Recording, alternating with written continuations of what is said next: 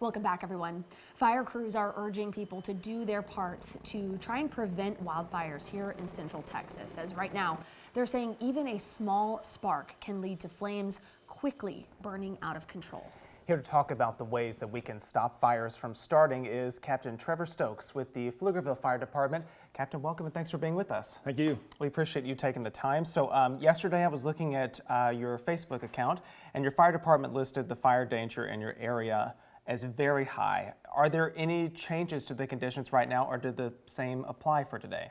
The same does apply for today. We're hopeful that we will get some moisture in the area, probably, hopefully tomorrow. I know. Until we get that, we're going to remain in that conditions. And I know a lot of people are probably thinking, well, the temperatures are starting to cool down. The reality is, with wind picking up, we haven't had any precipitation since early summer. So we've had a lot of growth of those fine flashy fuels. That's going to be your grasses. And those are the fuels that we're concerned about igniting. And as we've had no rain since then, those have just dried out. They've cured now to a point where even the smallest spark can spread and spread rapidly. We just spoke with someone with Texas A&M AgriLife about a few things that people can do to try to better prepare their home, their yard. But remind people, because I don't think we can say it enough, what are some of the ways that people can actually take part in preventing a spark from becoming something worse? Well, obviously, any activity you're doing outside, barbecuing, grilling, things of that nature, you want to be very, very careful. But the other thing you can do, homeowners obviously, we direct them back to our website, pflugervillefire.org. There's an item called Flame Initiative, and the Flame Initiative is a way for people to very easily and very inexpensively harden their homes. One of the things that we talk about is creating a little bit of a defensive area around your home, using landscape that's not flammable, clearing out dead debris or anything that is flammable, and then also using vent screens. So we have those penetrations to the roof. That's how embers can get into your home should there be an event.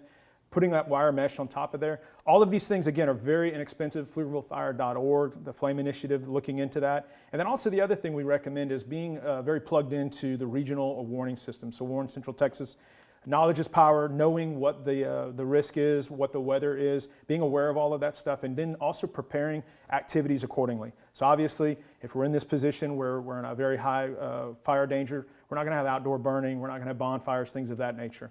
The littlest thing can make the biggest difference. Yeah, am I correct in that Pflugerville firefighters will actually go out to someone's home to do an analysis of the fire risk for those? So yeah, that's a joint effort across the county. There's a lot of agencies that are participating in that. So again, plugging into that website, looking at it, no matter where you live in Travis County, we can get those resources to you so that you can get an assessment and really understand. We don't want people to be fearful, but they need to be aware of the conditions. You know, there's a stark difference between what we have here in Central Texas versus, say, California. Sure. But the reality is we do have risk here, and there are things that we can do, meaningful things, easy things to prepare and prevent fires from getting out of control.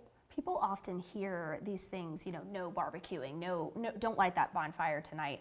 But how often are you seeing those things actually starting fires? I think maybe put into perspective what the risk really is. So the vast majority of fires that we do respond to are unfortunately human cause. I don't have statistics to share, but I would say overwhelmingly there's usually a human activity that created that. So the big thing there is, again, having the awareness, maybe choosing not to do certain activities, or just being very conscious of the threat and then preparing for it. It's not to say we don't want people to have fun, they just need to be aware of it. And having that knowledge and that awareness will help maybe curtail an event. Sometimes in the past I've come out to the Pflugerville Fire Station and talked to some of the guys and the crews there, and I know that you all have sent firefighters to other responses around the state to provide some additional help. Is that kind of in the works at this point?